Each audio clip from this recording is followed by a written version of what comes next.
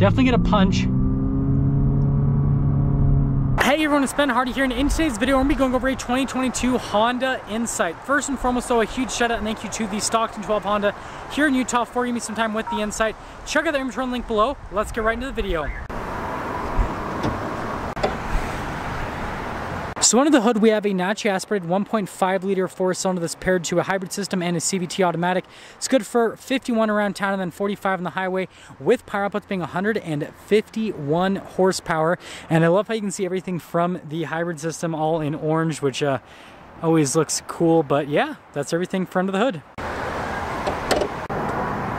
Now let's go to the front end of the Insight. So first off, you guys will notice we've got these really nice body lines on either side of the hood.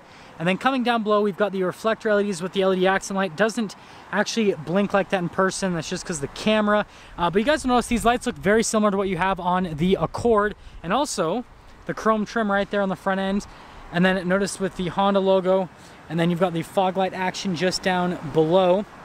But yeah, overall, if you look at the front end on this, you know, I couldn't get mad at you if you were like, hey, is that an Accord? Because again, the styling looks very, very similar. Now coming on the side here, we've got two 15mm tires wrapped around 17-inch wheels in the front and over in the rear as well.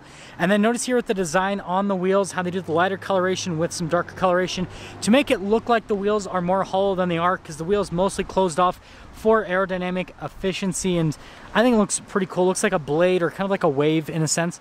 Got our hybrid badge there on the side, and then look at the mirror. Definitely cool with the shape on that. And then here is your full side view on it, and this is where it kind of is interesting, because like you cut it in half and it's like Accord and then kind of Civic E in the back. Pretty interesting. So here's our key fob. Notice we have the unlock and the lock, and then that is for the hatch, and then we have the remote start, and then the blue accenting on the back because this is a hybrid. And we're going to press that, and that basically just unlocks the hatch. You can also just do it with the regular button right there.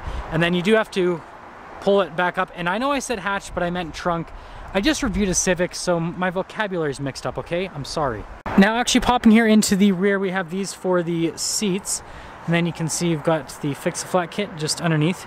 Storage space is pretty good back here. And well, that is all, so yeah.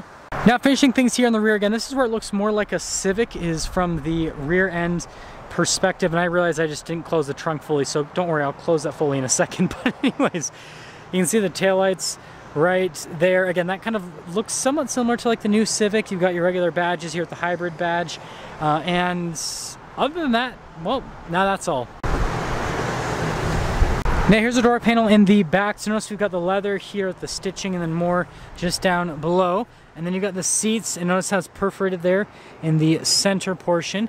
Really nice overall, but let's pop in quickly so you can see legroom. And then, yeah, I'm 6 foot, touch the top. There's your storage pocket on that side. And then you can see cup holders just down below. But let's pop to the front. Now here's the door panel at the front. So again, notice we've got all the soft touch with the stitching. Got your window controls, the front two are automatic. You got your mirror adjustments as well. That's to open up the trunk. And then the mirrors themselves do have blind spot monitoring. And then here's the front seat again. You got all the perforations down the center. I really like the design with the stitching. I think it looks great. Power adjustment there on the side. And then here are the pedals just down below. Got this for the stability control. You've got that for the safety tech. And then that's for the gas cap release. And well, there's one more look before we pop in.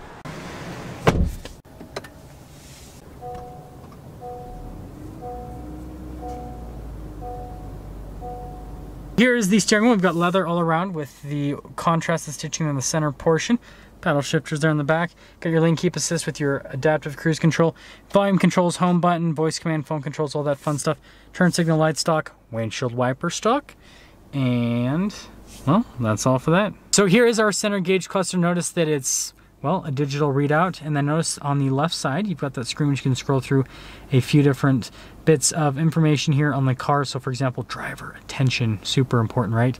But yeah, you can see everything's like, we can go into fuel economy. For example, I like the animations when you go into something, how it does like the little flip thing to tell you everything that's happening. And then like we can see power flow, for example, or you can just make it be a gauge. So yeah, that's all for that. We of course have to go over the drive mode select. So we've got our Econ mode, which will actually pop over there. I don't know why I was in the center. Well, the plant thing pops in the center. But anyways, got your sport mode.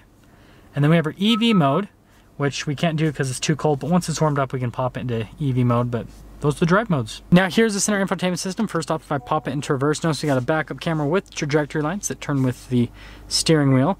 And then you have a couple of different viewpoints that you can go through with the camera itself. As for the rest of the infotainment system, first off, response time is really good with the screen and with the buttons as well. It's easy to use. I think it looks nice as well. It's kind of like nicely integrated into everything, and that's all. So we've got our dual zone climate right here. We've got heated seats for the front passengers. Got the charging area with the 12 volt just behind that. Some extra storage space right here. The gear selector. Got the parking brake with the brake hold. All of the drive modes. And then, look at this. This slides backwards and forwards, but then there's a tray underneath that also slides backwards and forwards. And then we have the cup holders, which also slide backwards and forwards. So like, there's a lot of backwards and forward sliding in the center here. So yeah, but notice there's nice trim as well. And then it goes onto the dash. So that all looks nice. And then you can see the glove box right there. And well, that's all for that. So we'll pop here up to the top quickly. We've got a sunroof. Look at those fall colors. That's nice.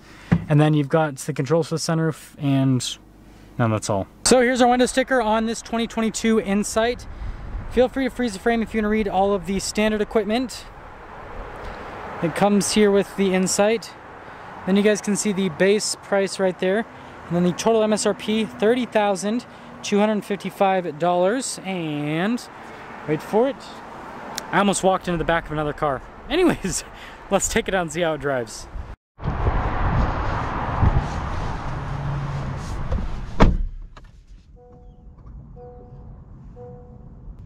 Well, let's talk about visibility before we set off here on the Insight. There's visibility of the hood. Both the mirrors do a blind spot. The rest of the rear, and let's set off. So we are setting off here in the Insight, and you guys will probably notice we are in the full EV mode. Right, well, we were. Now we're having the engine on a little bit, but for the initial part, we're in the EV mode. If I actually press EV, now it's saying the engine's too cold. Giving me mixed signals here, Insight. But anyways, let's talk about how this drives. So first off, from a ride quality perspective, it's kind of like almost in between an Accord and a Civic. It's definitely smoother than a Civic. It's pretty much like the same as an Accord, actually. It's about the same from a ride quality perspective. Road noise about the same as well. So yeah, it's a really nice driving car overall. We'll see if the brakes are weird at all. Now it's got normal brakes. Doesn't feel weird. Sometimes hybrids kind of feel weird from a braking perspective. See if we get on this a little bit more. And you can hear the engine kind of pop on promptly. Acceleration's smooth though, very seamless with the transition. We're actually going to pop into sport mode and see how it does with the sport mode popped on. Yeah, the braking really doesn't feel weird, which I am definitely a fan of. I hate it when hybrid brakes just feel awkward. You guys know what I'm talking about. But it seems like manufacturers have kind of figured out how to make them not feel so weird. Definitely get a punch. It's actually decently quick. I mean, 151 horsepower doesn't sound like a lot, but it gets up and moves.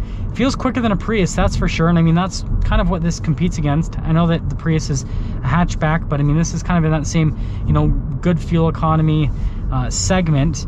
And it actually sounds pretty decent when you get on it. For a four-banger, doesn't sound too bad. I am not gonna knock it. We're gonna pop it into the Econ mode now from the sport mode. So it's going to pop into EV mode as much as it possibly can to save on fuel. And notice over there it's telling me how much battery I'm using. So it looks like if you go into sport mode and you get on it, you go through the battery life pretty quickly. So just take that into account if you're going to do some sporty driving.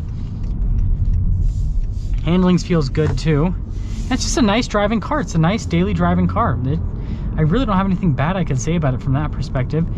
So let's get into summing things up here with this Insight. So first off, from an exterior aesthetics perspective, I think it's a good looking car from the front end. I'm not as much of a fan of the rear styling, but I still think overall it's a pretty good looking car. But I mean, when you compare this to the Prius, this looks so good. The Prius does not.